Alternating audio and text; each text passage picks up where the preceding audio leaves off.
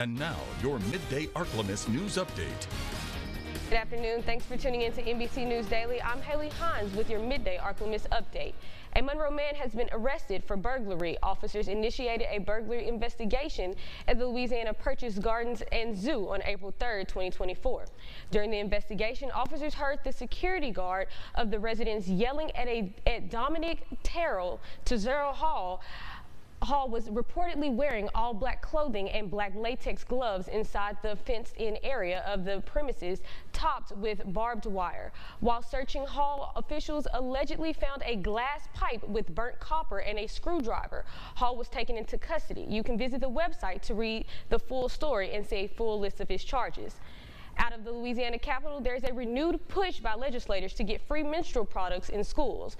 It is in an effort that has come close to passing in recent years, but there is always a hang-up on the cost. This year, there is hope for change. Capitol reporter Shannon Hecht brings us the details of the debate.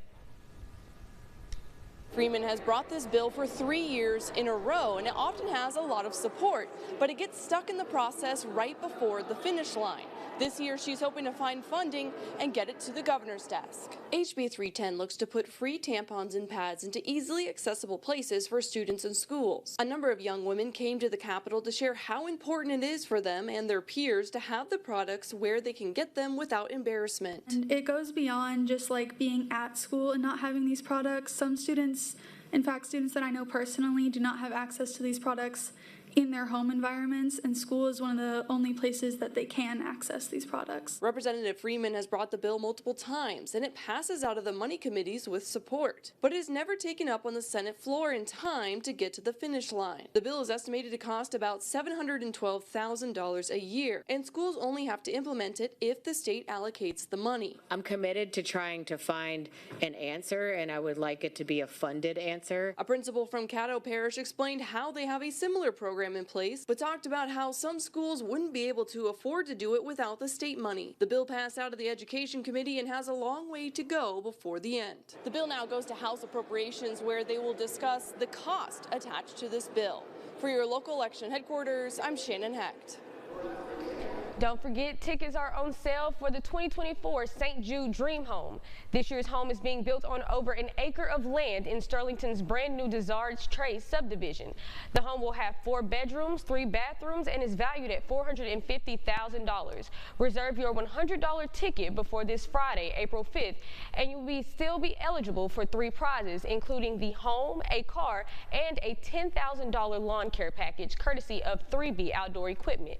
Visit dreamhome.org or call 800-726-9874 to reserve your ticket today. And now, exclusive Storm Tracker Doppler weather with meteorologist Chase Ward.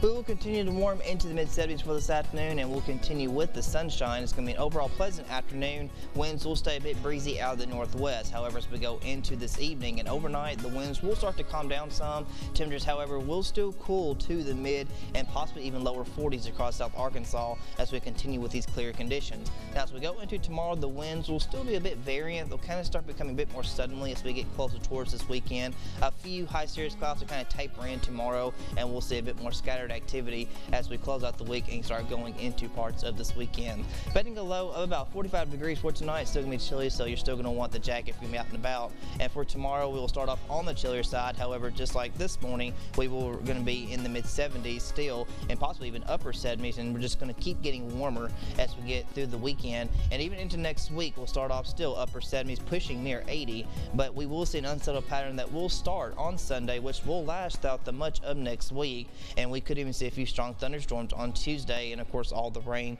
and cloud cover. We could potentially see the altering of the viewing of the solar eclipse on Monday, so might not get to see much of that, unfortunately. However, we won't see a whole lot of variation in these temperatures. We'll kind of just stay mid-70s with overnight lows staying mainly in the mid-60s.